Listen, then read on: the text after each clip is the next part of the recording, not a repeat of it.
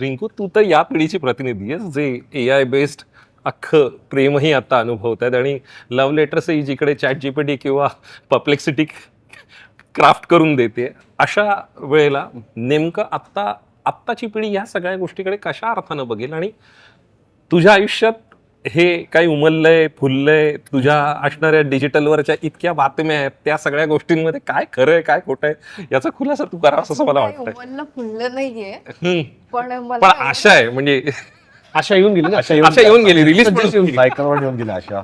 मला एवढंच म्हणायचं, मी मगाशीच बोलणार होते मकरंद सरांना, की मला अपमान वाटेल इतकं आत्ताची जेनझी वाईट नाहीये. मला वाटतं की आत्ताच्या पिढीला ना खूप जास्त क्लिअरिटी आहे.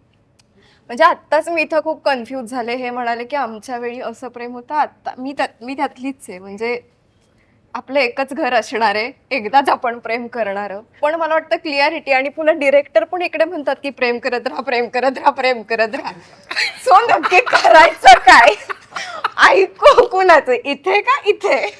बघ आता सुवर्ण मध्ये तुला गाठायचं. नाही, पण मी सरांच्या मताशी जास्त सहमत. सहमत असणारी मुलगी आहे की कोणाच्या इमोशन सोबत खेळू नका. आपण जेव्हा एकामध्ये इन्व्हेस्ट करतो तेव्हा ते आपण इमोशनली इन्व्हेस्ट कर.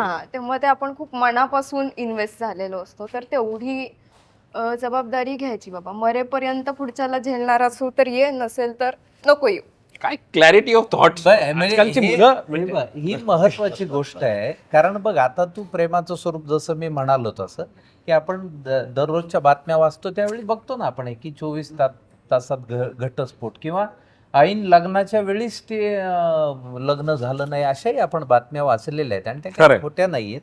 पण ही क्लॅरिटी ठेवून एक विचार करणारा वर्ग आहेच आहे ना.